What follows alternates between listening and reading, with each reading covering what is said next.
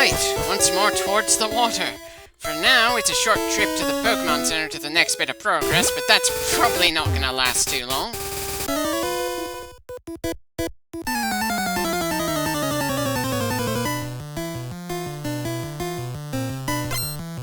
Well, I suppose watching a Pokemon battle live would get your heart revved up, but it wouldn't do anything to prevent you from getting cramps as far as I know. Not unless you do some stretching while the Pokemon battle is going on in front of you, at least.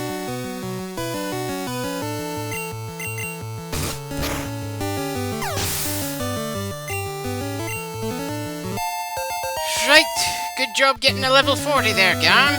79 on your card feels like it should be pretty impressive, but the problem is that the lowest score on the still active team is 77, and I'm pretty sure Neo's gonna surpass Garm again in a hurry once he gets the chance.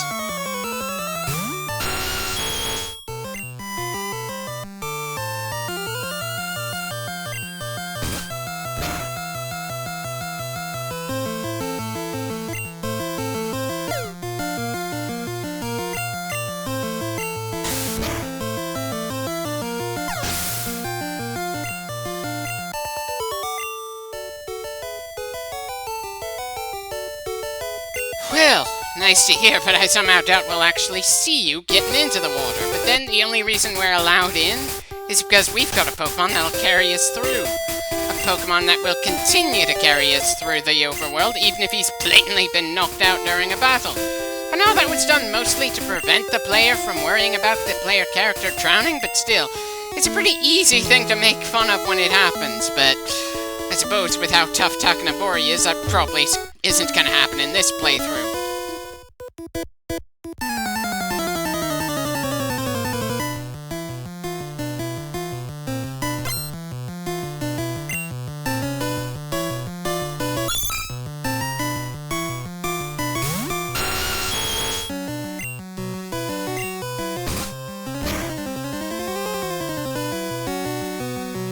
Well, that guy certainly didn't last long.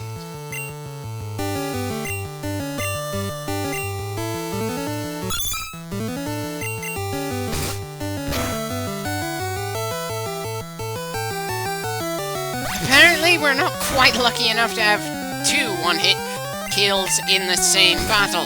That certainly was one-sided in our favor despite the type disadvantage, though. Kohaku's at 110.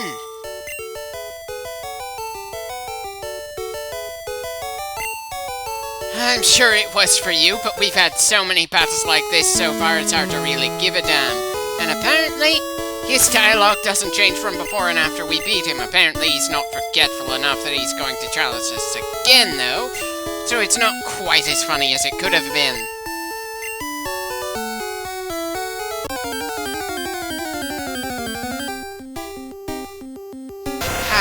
I kinda like Tentacool and Tentacruel. It feels more than a little ridiculous to add one to our team this far into the game, though, especially since we've already got two members who are weak to Psychic. Sure, type advantages aren't the only things that determine a battle, but there's no need to make it too easy for somebody to just crush our team, if at all possible.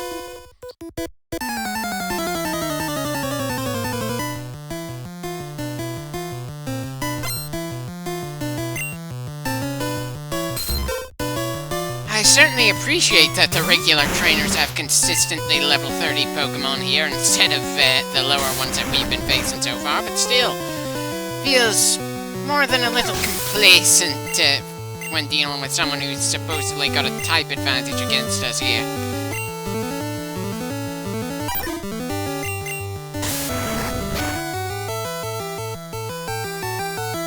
Well, at least that one survived the first hit.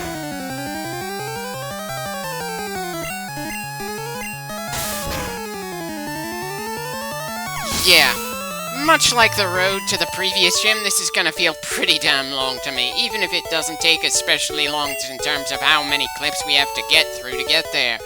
As a side note, it's not much of an accomplishment to say you can beat Pokemon in terms of swimming if you aren't specific what kind of Pokemon you're out swimming. I'm pretty sure the likes of Magmar and Growlithe aren't gonna be doing all that much swimming. before I forget, I think the only generation with any kind of diving was the third one. Though I might be misremembering, so no clue why that guy said he was diving for Pokemon there.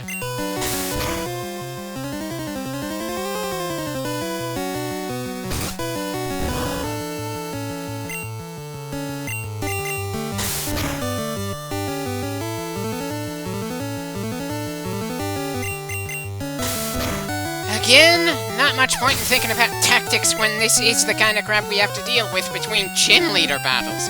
Maybe this is part of why the game designers didn't want there to be much grinding with Sword and Shield and constantly activated the experience share there. After a point, the various trainers outside of the major ones aren't supposed to be a challenge. It feels entirely intentional, since each damn Pokemon entry, from the first to the most recent, has sections that are so easy that I and plenty of other players just go onto autopilot, could potentially leave it sitting for months, then pick it up again and have no trouble getting back into the groove because there's not much of a ceiling for the single-player groove there. Ugh.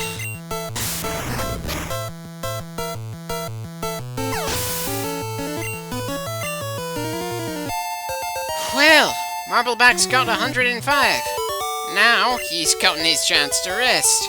Though he doesn't really have much of a need to rest, as I thought he would, considering we had him fighting in the goddamn water against water Pokemon. Again, kind of wish I had more of a sense of danger at this stage of the game, though I'd be interested to see if other role players also have this kind of issue with keeping the player challenged this far in, or if it's purely a Pokemon series problem.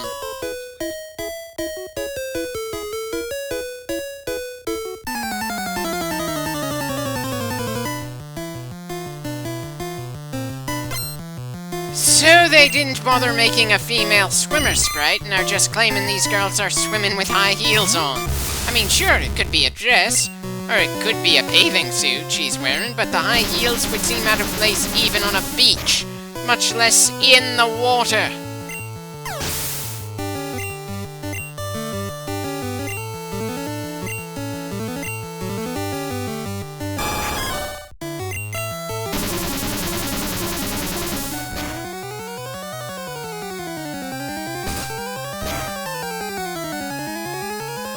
Okay, so the Psychic, which has no weakness to water or normal, is having a harder time in the water than the Rock type, which was strong to normal but weak to water.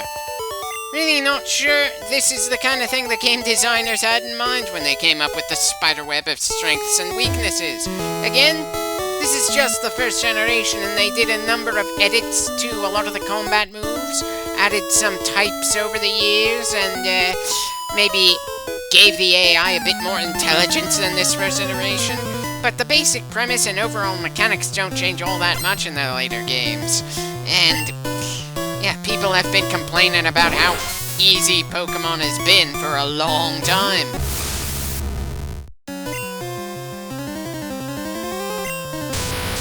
Don't remember if Staryu is part Psychic type. Well, apparently, Tri-Attack was the right move even if it wasn't for the right reasons there. So let's use it against the next Staryu as well.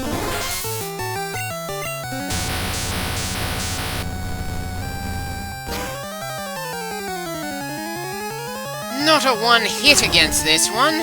Ah well, at least he didn't hit us back.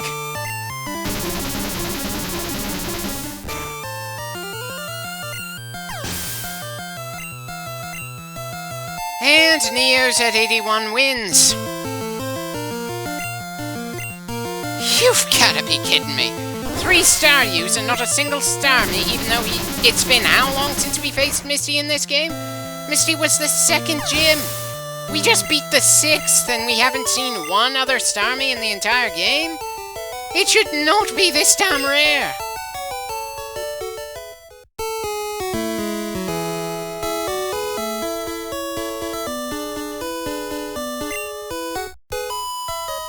Pretty sure Takanabori would eat you just for suggesting that. After all, he's a rather valued companion that we worked with for quite a while, and getting rid of him in any way just isn't in the cards.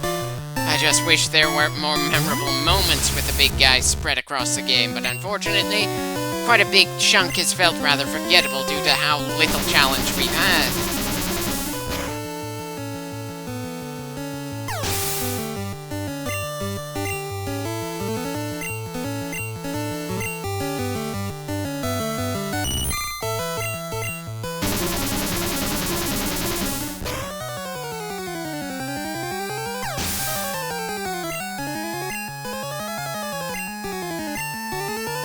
Well, Neo's certainly getting to eat plenty of fish right now. Not really sure how you get fish to turn into some kind of food that can be eaten with just a spoon instead of a fork and knife. But then I'm not really one to eat seafood anyway. Funnily enough, that was enough to end a relationship for me. The girl I was dating at the time was absolutely obsessed with eating any kind of seafood imaginable, and just could not comprehend that I genuinely did not like the taste of any seafood. Personally, I feel that was a rather shallow reason to break up with someone, but maybe I just don't have the right perspective on it since I was the guy who was left behind when I just plain wasn't a fan of any of the meals that she enjoyed and kept going out of her way to have us eat.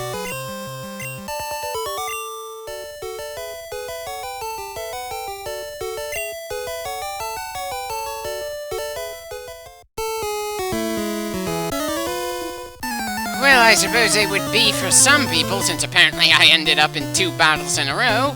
If only I could feel worried about that this far into the game. If anything, I'm more likely to go back to the Pokemon Center and save because I want or need to do other things at the time I recorded, than because I felt especially threatened on our way to the Seafoam Islands here.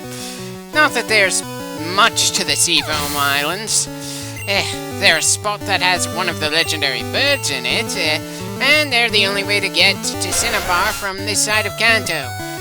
Nothing else to draw you into the place.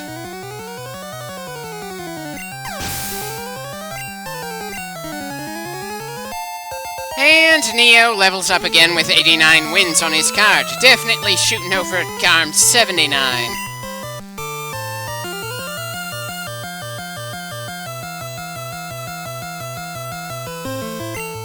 Phyllis, since we're in the water, you should have an easy time getting stronger here. Somehow doubt that Phyllis is going to see all that much action once we get to Cinnabar, since it's literally the biggest concentration of fire types in the region. But we'll see how he fares when we get there, after all. He managed to get some wins in the Psychic Gym despite being part poison. Hell, that should have been a death sentence.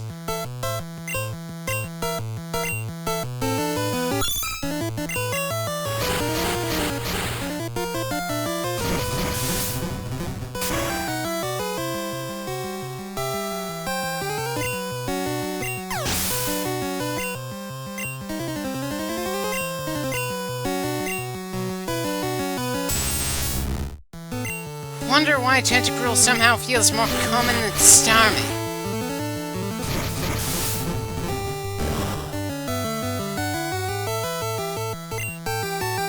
Again, doesn't feel like type resistances mean all that much around here, considering how much damage some of the not very effective hits have done over the course of the playthrough. Granted, the resistance for Tentacruel was kinda undercut by his second type and being weak to grass, but still, the messages for not very effective and super effective just have lost all meaning to me, which again, doesn't do me any favors in terms of getting me to think more tactically, for the most part. Granted, this is the first entry in the entire series, or at least the first entry that was internationally available. There was a slightly earlier entry in the first generation that was a Japanese-only release, I think, but it was essentially red and blue with different sprite artwork and a few more glitches that they cleaned up before they sent it overseas.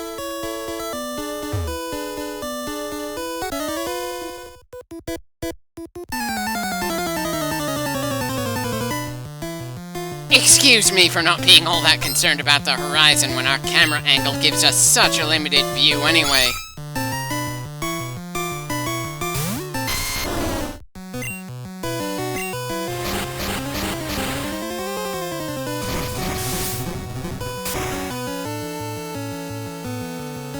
I should not feel guilty about using a super effective move on a seahorse.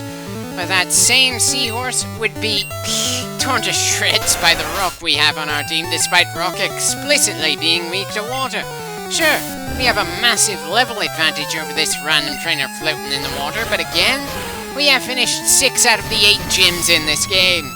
Mechanically speaking, I understand why the earliest parts of the games felt like the most challenging, considering how Pokemon get stronger, the game designers tried to balance things for newbies, and how few types we could have in our team back then. But we are past the halfway point, and only sheer stubbornness is keeping us moving forward here. There is nothing in the storytelling that is keeping me interested. The world building's so basic that we know little to nothing about this world, despite having somewhere near 30 hours of gameplay so far, and talking to everybody we meet. There's little to no character interaction, since most people only speak to the player when we speak to them, and we only read their end of the conversation. Hell, in many ways, Digimon World 2 was more complicated and interesting than what we're seeing in the first Pokemon generation. But I gave up on LPing that game, even though I can still manage to play it on my own from beginning to end, both before and after I tried LPing it.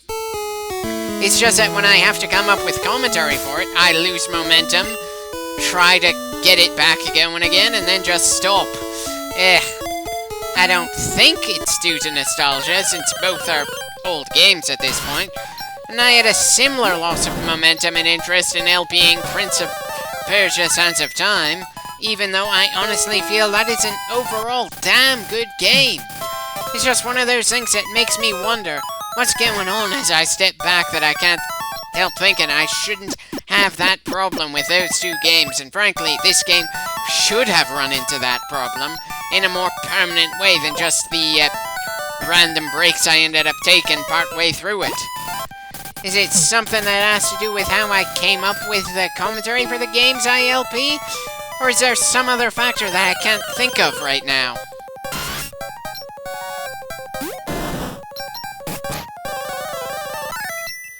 Right, so we just one-shot a wild Pokemon that's several levels higher than the trained Pokemon we've been seeing from the trainers in the water. Like, that makes sense.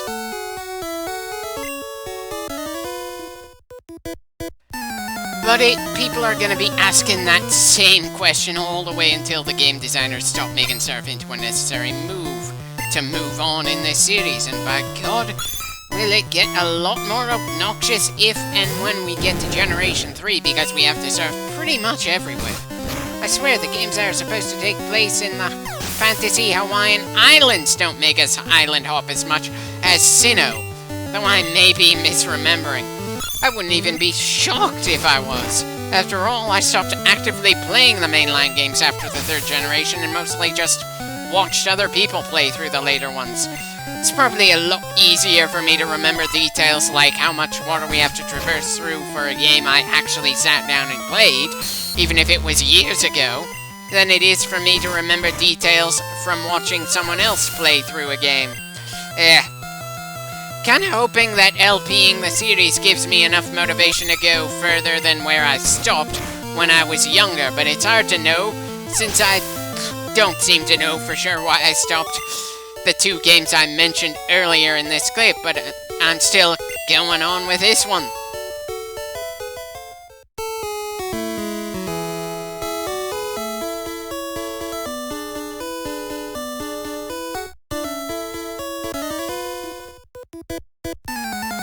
Well, it's not shallow enough that we'd be able to just walk to the Seafoam Islands.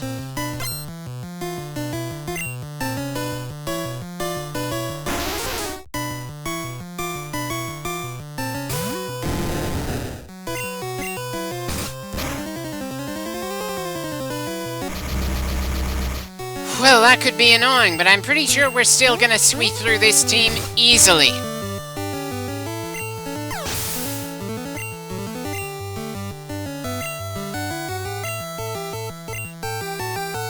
Guess I may as well switch out since there's no strict need for Takanabori to risk knocking himself out just because I got greedy with our top scorer's score. Sure, Phyllis is already leveled up, but I seem to recall Cloyster being especially dangerous in the 1st generation. I could be misremembering, like with a lot of other things, And it's not like we need to err on the side of caution when we've got so many advantages this far into the game. Part of me feels I shouldn't have even bothered with that amount of caution, since it's been such a long time since a non-named trainer has been a threat to us out here.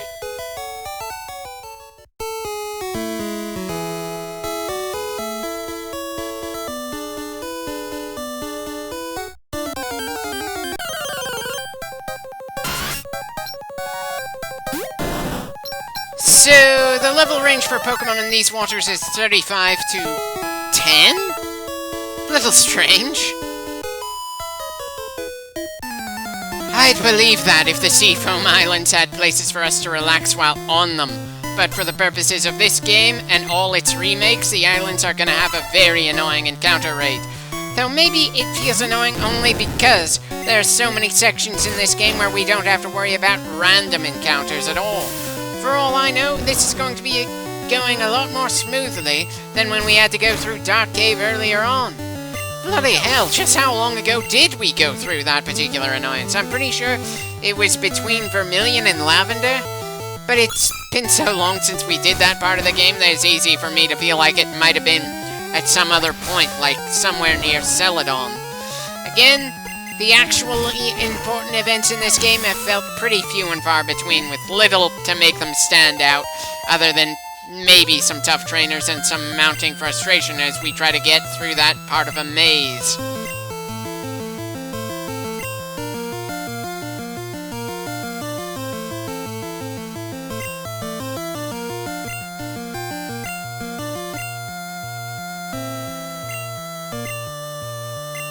Well, at least she had more of the evolved form than the unevolved one.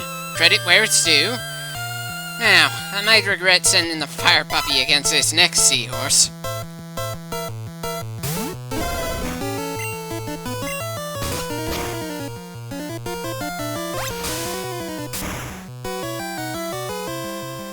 Right. So despite the 10 level difference, we're hitting each other at about the same intensity.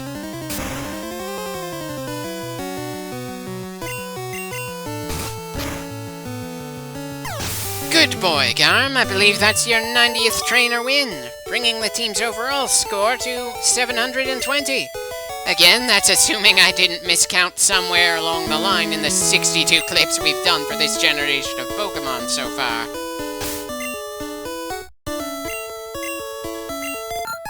Right, time to pull back for some more healing. And that should be as good a point as any to end this clip. Place your bets. How many more clips until we get to Cinnabar Island? Very annoying when we're so damn close to something important, but still have a dungeon to go through before we get there.